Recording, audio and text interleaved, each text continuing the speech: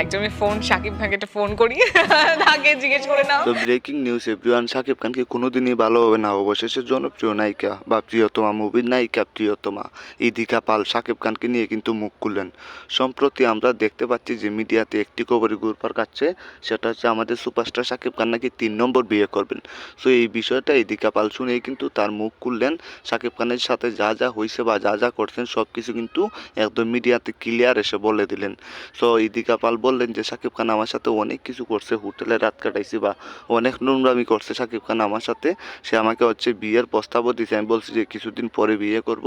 তো এখন শাকিব খান আমাকে রেখে হচ্ছে অন্যজনকে বিয়ে করবে, এটা আমি মানতে পারছি না। আমি হচ্ছে শাকিব খানের সাথে বা শাকিব খানের নামে মামলা করব। তো আসলে বুঝতে পারছেন যে শাকিব খান কিন্তু তলে তলে কোথায় চলে গেছে। হয়তো সবাই ভাবছে মনে মনে যে শাকিব খান হয়তো ইদিকা পালের সাথে কিছু একটা করবে, কিন্তু অবশেষে কিন্তু এটাই সত্য হলো।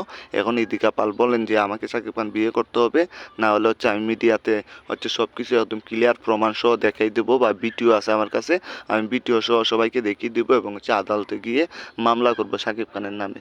সো হয়তো এখন শাকিব খানের 3 নম্বর বউ ইদিকা পালই হবেন, যেহেতু শাকিব খান ইদিকা পালের সাথে অনেক কিছু করে ফেলছে। সেটা তো আপনারা কম বেশি জানেন, কারণ কিছু কিছু পিক বা কিছু কিছু ভিডিও কিন্তু বর্তমানে চারদিকে ভাইরাল, সেটা হচ্ছে ইদিকা পাল এবং হচ্ছে শাকিব খানের। তো শাকিব খানের এই বিষয়গুলো হচ্ছে সবচেয়ে খারাপ লাগে, বা যত শাকিব ইয়ানরা আছে। তো আপনারা কি বলেন যে শাকিব খান যদি ইদিকা পালকে বিয়ে করে তাহলে কেমন হবে?